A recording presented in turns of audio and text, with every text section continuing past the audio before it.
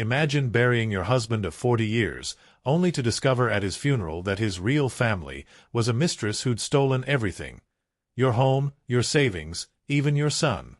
But what if the widow fights back, uncovering fraud and betrayal that could reclaim her life or destroy it forever? In the crisp morning of the funeral, I carefully buttoned Richard Carter's charcoal coat around me and stepped out into the biting cold. The Omaha sky hung low like a sheet of dull tin, heavy with unspoken weight, and the wind whipped along the cathedral steps as if trying to shove me back inside. St. Cecilia's Cathedral loomed ahead, its gray stone facade blending seamlessly into the overcast heavens. I steeled myself, repeating silently that I must keep the service dignified. For 40 long years, I had managed every detail of his life, his schedules, his meals, his recoveries from illness. Today, I would orchestrate this final act with the same quiet precision. The air inside the cathedral carried the faint scent of melted wax from the candles and the polished wood of the pews, dusted meticulously the night before. Ushers moved like shadows, whispering instructions to arriving guests. The pews creaked softly under the weight of mourners settling in, their black attire absorbing the dim light filtering through stained-glass windows. I glided through the entrance like an unseen attendant, discreetly placing boxes of tissues on side tables where trembling hands might reach for them, guiding frail elderly neighbors to seats closer to the aisles for easier access. My son, Matthew, stood rigidly near the pulpit, his dark suit hanging on him like it belonged to a much sterner man. When our eyes met across the nave, he offered only the slightest nod, a gesture one might give to a vaguely familiar stranger passing on the street. I selected a seat along the side aisle, deliberately avoiding the front row reserved for immediate family. It was close enough to imply humility rather than outright exclusion. In moments like these, appearances served as my armor, shielding me from the prying eyes and whispered judgments. I clutched my leather handbag tightly, my fingers pressing into its surface until the texture imprinted on my skin, grounding me amid the swirling emotions. The choir began a soft hum, their voices quivering in the high rafters like a collective breath held in suspense. The eulogy commenced with a series of polished, rehearsed truths. Richard had loved his city deeply. He had led his firm with unwavering vision. He had mentored countless young professionals, shaping their futures. Each sentence floated by like banners in a parade I had meticulously planned but was forbidden to join. I sat there, waiting for a single word that acknowledged the intimate realities of our life together. The quiet kitchen moments where soup simmered and cooled on the stove, the endless hospital nights punctuated by the rhythmic beeps of machines, the harsh winters when I balanced our precarious accounts without a word of thanks. I yearned for my name to be uttered, to exist within the narrative of his legacy. Then Matthew stepped forward, clearing his throat with a composure honed in corporate boardrooms. His voice was steady, practiced. "There is someone I want to thank," he said, pausing as 100 heads tilted in curiosity. I braced myself, certain he would say, "Mother." But he didn't. "Thank you, Claudia Evans," he continued. "You were there when he needed real family." The words shattered the air like a fragile glass dropping onto cold tile, fragments scattering everywhere.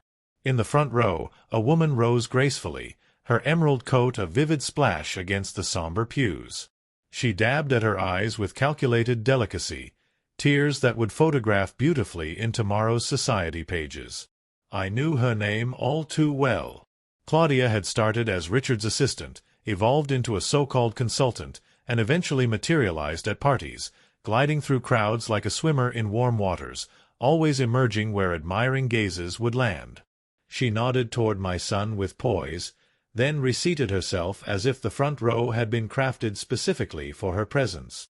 Mourners turned to watch her, their expressions a mix of awe and apprehension, like observers of a rare eclipse. Whispers rippled, "So close, like family." I forced my face to remain still, a mask of composure. If you hold your expression steady long enough, people mistake it for grace under pressure. As the service drew to a close, hands clasped mine in condolence, but eyes averted. "He was a good man," they murmured. "A tremendous loss for the city." Each platitude felt like a coat handed to a woman abandoned in a storm, offering superficial warmth but no real shelter. I smiled through it all, ensuring they wouldn't feel the chill drafting through my soul. As the organ's notes faded into silence, a new realization crystallized within me. This funeral wasn't truly for Richard. It was an elaborate introduction to a parallel life he'd cultivated in secret, adjoining rooms I had never been invited to enter. I had devoted decades to setting the table for our shared existence, oblivious to the guests seated in the shadows beyond. The December wind tugged at my coat, and at the remnants of my belief in our old familiar story, as I descended the steps. A page in my life had been turned without my knowledge or consent. I couldn't yet fathom how much of the narrative had already been scripted by others. 2 days later, I ascended the marble steps of a law office downtown, the building a sleek block of glass squeezed between aging brick facades that echoed with memories of long-gone trolley bells. The brass plaque gleamed, Harrison and Bellman, attorneys at law. My reflection in the glass doors appeared hesitant, like someone arriving for an unwelcome obligation. The reception area smelled of fresh ink and accumulated dust from decades of shuffled documents.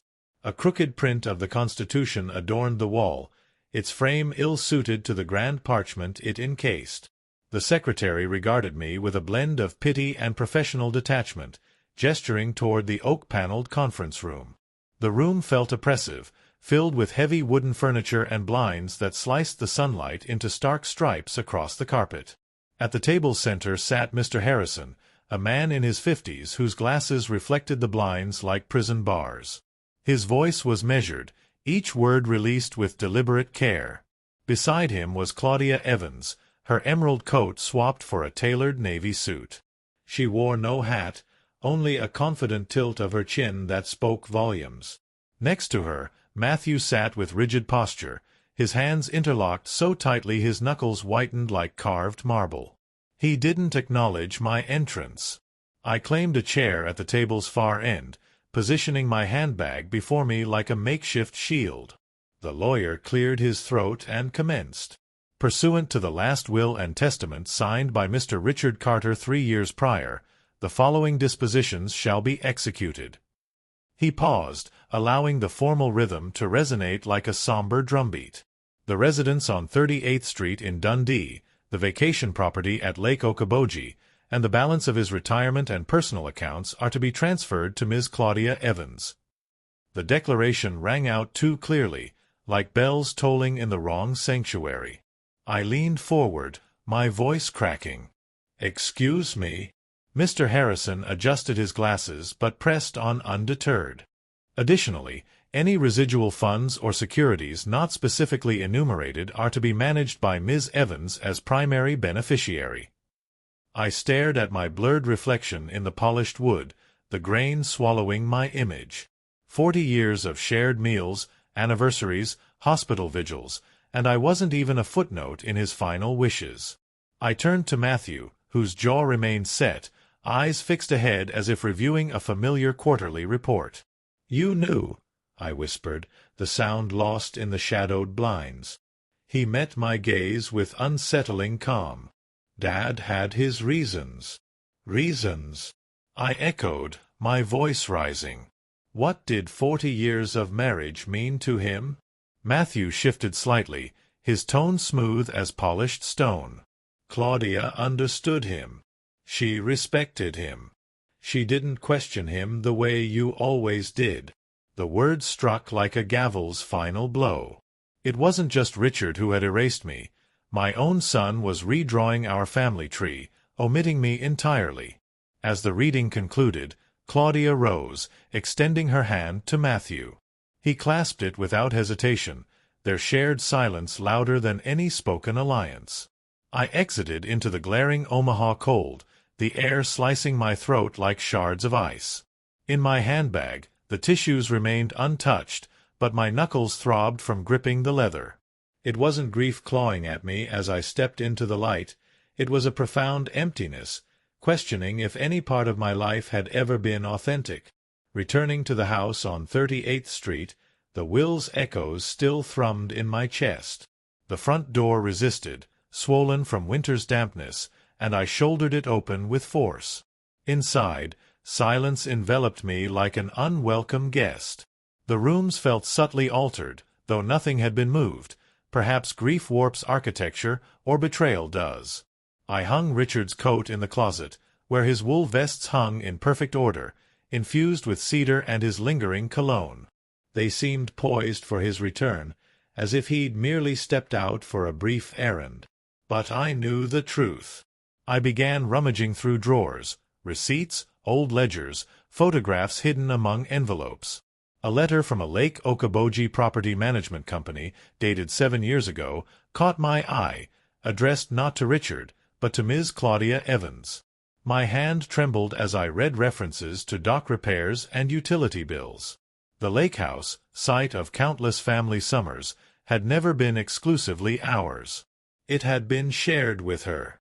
I laid the letter on the dining table under the chandelier's pale glow, my eyes burning with unshed tears. Pressing on, I descended to the basement, where a sagging cardboard box leaned against the wall. Tearing open the tape, I uncovered photographs from company galas, charity banquets, holiday parties. Richard's smile beamed, wide, relaxed, youthful, but always beside him was Claudia. His hand brushed her arm in one, hovered at her waist in another. In a faded corner photo, his handwriting scrawled, "Our little family will be complete one day." The words hollowed me out. This wasn't mere infidelity. It was a deliberate replacement strategy. Climbing the stairs unsteadily, clutching the photo, I paused on the landing, haunted by echoes of laughter from memories long buried.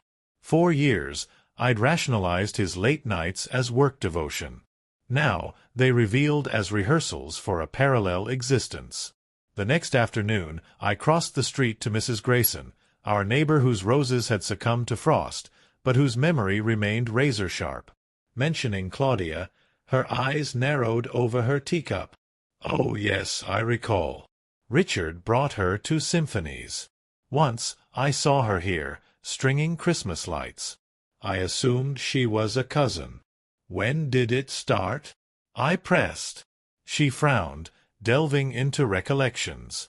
"At least 10 years ago, maybe more, around when you were in Lincoln caring for your sister." I left with a knotted stomach. 10 years, perhaps 15. While I'd carried soup trays, balanced budgets, pawned my mother's necklace for tuition, he'd been constructing a gilded life for another. That night, at the kitchen table with a flickering candle, I arranged the photo and letter like puzzle pieces. "I was never part of his real story," I whispered to the empty walls. "Just the shadow beside it. But shadows can nurture resolve." The following morning, I awoke with the photo creased under my hand, wax-hardened in crooked streams. My body ached as if weighted by grief, yet a determined thread wove through it. If Richard built this secret life with money, trails existed. On my laptop, I searched Douglas County property records for Claudia Evans. A single-family villa appeared, purchased 5 years earlier under her name, dated 2 weeks after Richard's client meetings excuse. My pulse raced. That purchase coincided with my post-surgery recovery, when he dismissed my pleas for company with work deadlines. Her Facebook page, public and pristine, revealed more. Richard in her living room, wearing the wool jacket I'd gifted for our 25th anniversary. Caption: "His smile is my greatest reward." Another showed him planting flowers in her garden, tenderness I'd never witnessed. A video: Claudia toasting him by a Christmas tree, Matthew in the background with college boy hair. She embraced him. "Your father should be proud."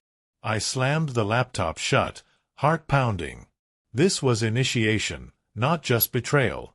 Claudia ingratiating herself into my family. Emotions alone wouldn't suffice. I needed proof.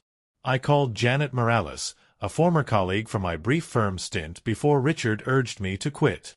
Now semi-retired, she handled audits. "Meet me tomorrow. Bring everything." At her home, she adjusted her glasses over folders.